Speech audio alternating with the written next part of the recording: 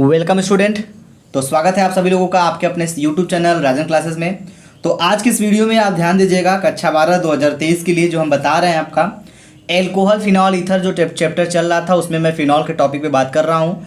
तो फिनॉल का भाग 1 नंबर का वीडियो मैंने अपलोड कर दिया। यदि आप सभी लोग देख लिए तो अच्छी बात है, और नहीं देखें भाग 1 की वीडियो तो इस वीडियो के डिस्क्रिप्शन में दिया गया लिंक है, आप यहाँ से उस वीडियो को देख सकते हैं। तो आज की इस वीडियो को हम स्टार्ट करते हैं बिना देर किए। तो चलिए सबसे पहले ध्यान दीजिएगा, आज के इस वीडियो में हम बात करेंगे रासायनिक गुण, यानी कि इसमें आज हम महत्वपूर्ण अभिक्रिया 5 ठो महत्वपूर्ण अभिक्रिया हम बताने वाले हैं जो कि फिनॉल से फिनॉल से क्या है जुड़ा हुआ है। तो चलिए फिर पहले हेडिंग डाल लीजिए। पहला है आपका रासायनिक गुण यानी केमिकल प्रॉपर्टी में आपका पहला है एसिटिलीकरण। चलो बेटा फटाफट हेडिंग डाल दीजिए एसिटिलीकरण, ठीक है। तो इसमें बताया जा रहा है कि एसिटिलीकरण होता क्या है। एसिटिलीकरण होने का मतलब ये समझिएगा एसिटिल क्लोराइड से क्रिया, ठीक है। तो यहां बोला जा रहा है कि जब एसिटिल क्लोराइड की क्रिया फिनॉल के साथ कराई जाती है तो फेनिल एसीटेट प्राप्त होता है। यह अभिक्रिया एसिटिलीकरण कहलाती है। या तो फिनॉल की क्रिया एसिटिल क्लोराइड से कराइए या एसिटिल क्लोराइड की क्रिया फिनॉल से कराइए, प्रोसेस सेम है। तो चलिए करना क्या है बेटा, सबसे पहले यहाँ पे आप लिखना पड़ेगा आपको फिनॉल की क्रिया करा रहे हैं तो फिनॉल का सूत्र भी आपको लिखना पड़ेगा। तो चलिए लिख लीजिए। फिनॉल का जो सूत्र होता है वो होता है आपका C6H5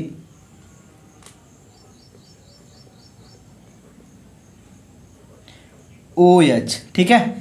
ये आपका होता है फिनॉल, इसका नाम लिख लीजिए, ठीक है बेटा।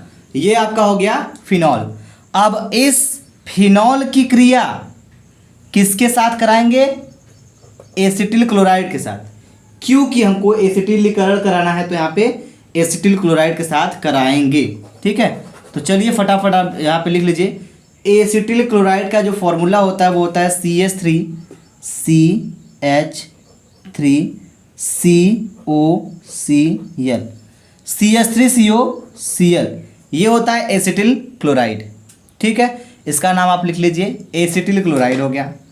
अब इसमें से क्या निकालेंगे, कैसे निकालेंगे, आपको बनाना क्या है ध्यान में रखते हुए बताएंगे। फेनिल एसीटेट बनेगा। क्या बनेगा बेटा? फेनिल एसीटेट बनेगा। चलिए तो करा देते हैं हम लोग। देखिए क्या निकल रहा है, पहले कहाँ से निकल रहा है इसका ध्यान दीजिएगा पूरा, ठीक है। चलिए भाई, तो यहां से आप ले लीजिए CH3 दिखा। अब CH3 को आप लिख लीजिए, पहले मार्क ऑफ रिएक्शन यहां दिखा दीजिए CH3। यहां से CH3 निकाल मैंने यहां पे कर दिया। CO है, CO भी कर दीजिए, ठीक। एक O यहाँ पे है, CO हो गया। CH3COO और ये जो पूरा C2 या C6H5 है इसको भी यहाँ पे लगा दीजिए C6H5। क्या क्या हुआ बेटा ध्यान दीजिएगा। यहाँ से CH3CO निकल गया पूरा यहाँ से यहाँ तक, यहाँ हो गया। देखिए यहाँ पे O लिख दिया बीच में मैंने, फिर C6H5, यानी कहने का मतलब ये है। अब बच क्या रहा है? बचने के लिए अगर देखा जाए तो सिंपल सी बात है, बस एक ही चीज़ बच रहा है। वो भी आपका क्या बच रहा है? ये बच रहा है H आपका, और ये बच रहा है Cl। तो इसी को हम निकाल देंगे, प्लस करेंगे यहाँ पे HCl। तो ये जो निकल गया होगी किसका नाम है? हाइड्रोक्लोरिक एसिड, ठीक है बेटा। इसके बाद ये हो गया हाइड्रोक्लोरिक एसिड, और ये जो है CH3COO C6H5 इसका जो नाम है, इसका नाम हो जाएगा फेनिल एसीटेट। नाम लिख सकते हैं फेनिल एसीटेट, फेनिल एसीटेट, ठीक है। नोट करिए फटाफट, हो गया। चलिए अब इसको नोट कर लीजिए। अब हम चलेंगे नेक्स्ट वाले रिएक्शन पे। तो अगला क्या है आइए उसको समझते हैं। दूसरा है आपका ग्रिगनार्ड अभिकर्मक से क्रिया। तो बहुत सारे लोगों को अभी ये नहीं पता होगा कि ग्रिगनार्ड अभिकर्मक होता क्या है, ठीक है। तो चलिए यहाँ बोला जा रहा है कि जब फिनॉल की क्रिया ग्रिग्नार्ड अभिकर्मक के साथ कराई जाती है तो एल्केन बनता है। चलो बेटा एल्केन तो बनता है, ये बनाकर दिखाते हैं। ठीक है, तो सबसे पहले लेना क्या पड़ेगा, फिनॉल लेना पड़ेगा। तो चलिए फिनॉल ले लीजिए। फिनॉल का सूत्र क्या होता है, C6H5OH। ये आपका फिनॉल हो गया। इसकी क्रिया किसके साथ कराना है बेटा, इसकी क्रिया कराना है ग्रिग्नार्ड अभिकर्मक। ग्रिग्नार्ड अभिकर्मक का जो सूत्र हो जाएगा यहाँ पे हो जाएगा RMgX। ठीक है, RMgX को हम बोलते हैं ग्रिग्नार्ड अभिकर्मक। आप नाम लिख लीजिए ग्रिग्नार्ड अभिकर्मक। ठीक है, अब यहाँ से निकलेगा क्या, ध्यान दीजिएगा, ये जो RH है ये निकल जाएगा आपका। ठीक है, RH आपका निकल जाएगा और क्या बचेगा, एल्केन बनेगा। ठीक है बेटा, तो मैंने सॉरी यहाँ पे क्या बोला था, तो एल्केन बनता है, एल्केन बनता है, निकाला जाए। चलिए, तो ये जो RH बना है इसी को हम क्या कहेंगे, एल्केन कहेंगे। ठीक है, और जो है उसको निकालिए C6H5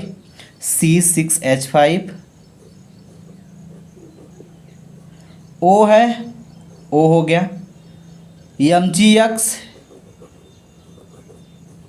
हो गया, C6H5OMgX ये आपका निकल गया। इसका नाम क्या होगा बेटा, इसका नाम यदि आप लिखना चाहते तो लिख सकते फेनॉक्साइड। ठीक है, magnesium halide, phenoxide magnesium halide नाम लिखिए आप लोग, फेनॉक्साइड मैग्नीशियम हाइलाइड। और ये जो बना है इसका नाम आप लिखेंगे एल्केन। ठीक है बेटा, ये आपका एल्केन हो गया। ये ग्रिग्नार्ड अभिकर्मक है, ये फिनॉल है। क्लियर है। आइए अब बढ़ते हैं नेक्स्ट पे हम। तो अगला जो हमारा है तीसरा रिएक्शन, ध्यान दीजिएगा, जिंक से क्रिया। तो यहाँ बताया जा रहा है कि जब फिनॉल की क्रिया जिंक से कराई जाती है तो बेंजीन और जिंक ऑक्साइड का निर्माण होता है। तो चलिए फटाफट करा देते हैं। किससे कराना है बेटा, फिनॉल की क्रिया जिंक से करानी है, कोई दिक्कत नहीं है। तो पहले फिनॉल को लिख लीजिए। फिनॉल का जो सूत्र होता है वो होता है C6H5OH। ये हो गया आपका फिनॉल, ध्यान समझिएगा, ये हो गया आपका फिनॉल। ठीक है बेटा, अब इस फिनॉल की क्रिया किसके साथ कराना है हमको, इस फिनॉल की क्रिया हमें कराना है जिंक के साथ। तो यहाँ पे लिख दीजिए Zn, मार्क ऑफ रिएक्शन। अब ये बनाएगा कैसे, क्या निकलेगा, ध्यान से समझिएगा बस। ठीक है, मैंने बोला आपसे ये बनाएगा क्या, ये बनाएगा बेंजीन। ठीक है, तो ये C कितना है, 6 है, तो C6 आपका रहेगा। और यहाँ पे H कितना है, 5 ठो, 5 और एक कोई वाला जुड़ जाएगा, कितना हो जाएगा, 6। C6H6 हो गया प्लस, और निकल क्या रहा है, यहाँ पे Zn है और यहाँ पे O है, तो ये निकल जाएगा ZnO। इसका नाम हो जाएगा जिंक ऑक्साइड, जिंक ऑक्साइड। और इसका नाम हो जाएगा बेटा बेंजीन, जो आपका बना है। ठीक, नोट कर लीजिए फटाफट। फिनॉल की क्रिया हम जिंक के साथ करा दिए तो हमको मिल गया बेंजीन और ये बन गया जिंक ऑक्साइड।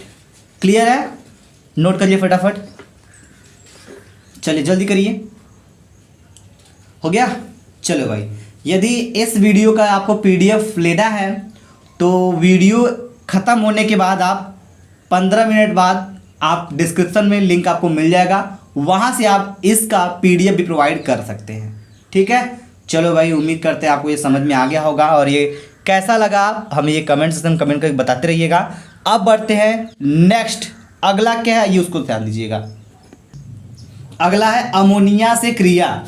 ठीक है बेटा, तो अमोनिया से क्रिया करेगा फिनॉल तो क्या बनाएगा, यहाँ बोला जा रहा है कि जब फिनॉल की क्रिया अमोनिया यानी NH3 से कराई जाती है, वो भी ZnCl2 की उपस्थिति में, तो एनिलीन का निर्माण होता है। इस अभिक्रिया को बुचरर अभिक्रिया कहते हैं। इस अभिक्रिया का नाम होता है बुचरर अभिक्रिया। ठीक है, तो चलिए हम कराते हैं। सबसे पहला काम आपको करना क्या पड़ेगा बेटा, यहाँ पे आपको लेना पड़ेगा फिनॉल का सूत्र। तो फिनॉल का सूत्र क्या होता है, वो होता है 6H5OH। ये आपका हो गया बेटा फिनॉल। ठीक है, अब इस फिनॉल की क्रिया हम किसके साथ कराने जा रहे हैं? अमोनिया के साथ। अमोनिया का सूत्र होता है NH3। मार्क ऑफ रिएक्शन, उपस्थिति किसकी होगी बेटा? ZnCl2। ZnCl2 की उपस्थिति हो गया, 300 डिग्री सेंटीग्रेड टेम्परेचर हो गया आपका। अब ये बनाएगा क्या, एकदम ध्यान समझिएगा। ये बनाएगा कुछ यूं, ध्यान दीजिए। यहाँ पे क्या है? H है, तो यहाँ पे H कितना है? 3 ठो है। एक खो H इसका यहाँ पे लेगा, ये लेगा, और ये पूरा इसके साथ ले करके ये आपका बाहर निकल जाएगा। ठीक है, तो क्या हो गया? H एक खो यहाँ पे, एक खो H यहाँ पे, H H2 हो गया, और O H2O के साथ आपका यहाँ पे H2 आपका इस तरह से कुछ निकल गया, जल आपका निकल गया, आप देख रहे हैं। ठीक है, और बचा क्या बनेगा आपका यहाँ पे? Ethyl amine. तो एथिल एमीन तो हम बना करके दिखाएंगे बेटा आपको, बस थोड़ा सा ध्यान दीजिएगा। एथिल एमीन एनिलीन बनाने वाले हैं। ठीक है, तो C6H5 लिखिए, C6H5। यन है, यन लिख दीजिए। H कितना है ध्यान दीजिएगा, H यहाँ पे 3 ठो था, एक खो H निकल गया है, निकल के इसके साथ बाहर निकल गया है, तो यहाँ पे 3 ठो रहने के बाद अब कितना बच गया? 2 ठो बच गया हाइड्रोजन। तो जो 2 हाइड्रोजन है तो इसको अब लिखेंगे H2। और यही जो सूत्र होता है, इसी का नाम क्या होता है बेटा? इसी का नाम होता है ये C6H5NH2 जो है, इसको बोलते हैं हम एनिलीन। क्या बोलते हैं इसको? एनिलीन कहते हैं। समझ में आ रही बात आपको? चलो बेटा, अगर ये समझ में आ रहा है तो बहुत अच्छी बात है। अब हम चलेंगे इसके अपचयन पे, कि इसका अपचयन क्या होता है। आइए इसको समझ लेते हैं। ठीक है, चलो ध्यान दीजिएगा। अपचयन क्या होता है बेटा, मैं आपको बता दूं कि जब फिनाल का अपचयन कराया जाता है तो बनता है बेंजीन। ठीक है, अब ये कैसे बनेगा, आइए हम आपको बना करके दिखा देते हैं। ध्यान दीजिएगा। तो सबसे पहला काम यही करना है कि आपका जो फिनॉल है उसका सूत्र लिखना पड़ेगा। तो C6H5OH, ये आपका फिनॉल हो गया।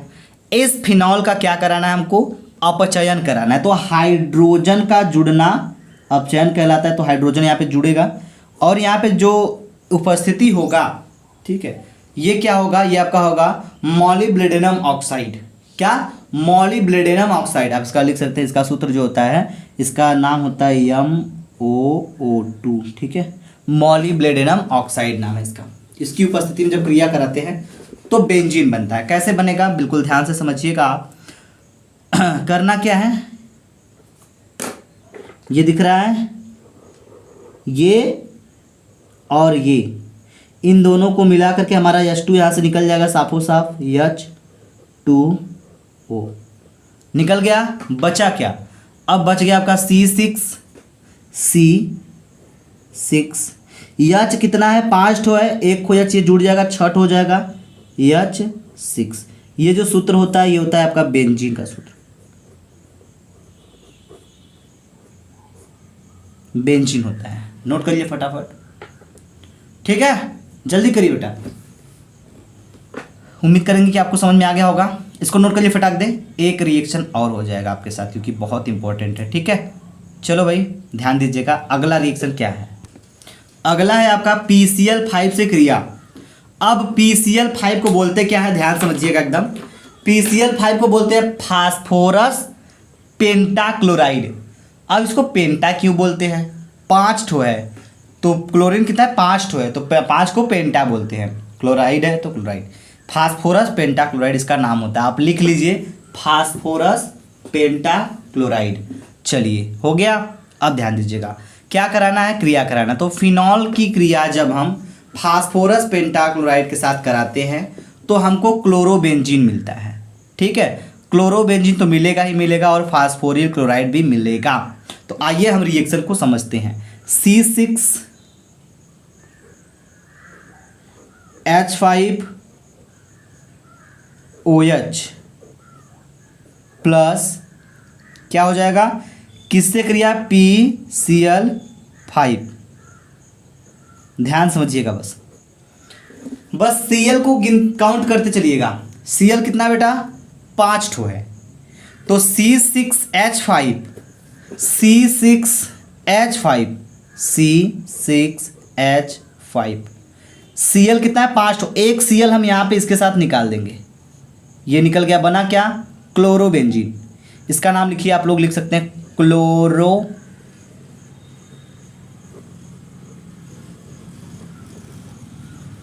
क्लोरोबेंजीन प्लस, और क्या निकल रहा है बेटा, P कितना है, 1 खो है, P को आप लिख लीजिए, P हो गया। O कितना है, 1 खो है, O हो गया। Cl कितना है बेटा, 5 ठो था, 1 खो निकल गया, कितना बचा, 4 ठो। तो यहाँ पे Cl3 आप लिख दीजिएगा, इसका नाम हो जाएगा फास्फोरिल क्लोराइड। लिखिए आप लोग, फास्फोरिल क्लोराइड, ठीक है, फास्फोरिल क्लोराइड हो गया। प्लस अब एक चीज़ ध्यान दीजिएगा, यहाँ पे थोड़ा सा ध्यान और देना है आपको, यहाँ पे और क्या बन रहा है और क्या बच रहा है और क्या निकल रहा है, इसको ध्यान दीजिए। Cl कितना है बेटा, 5 ठो था, 1 खो यहाँ पे निकल गया, ये 3 ठो यहाँ पे, 3 1 4 ठो निकल गया, 1 खो बचा है। यानी कहने का मतलब 1 खो आपका H बचा है, 1 खो आपका Cl बचा है, ये वाला बचा है और ये 1 बचा है, तो ये हो जाएगा HCl, इसका नाम हो जाएगा हाइड्रोक्लोरिक एसिड। तो इस तरीके से आप करेंगे तो आपका बड़े आसानी से रिएक्शन हो जाएगा।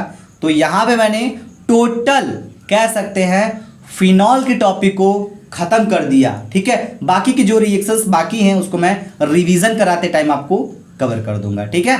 कल से नेक्स्ट वीडियो में आपका स्टार्ट होगा ईथर। ईथर एक नया टॉपिक है, एक नया यौगिक है, जिसके बारे में हम लोग काफ़ी अच्छे से पढ़ा जाएगा। ये क्लास आपको कैसा लगा दोस्तों, हमें कमेंट बॉक्स में कमेंट करके ज़रूर बताइएगा। जय हिंद, जय भारत।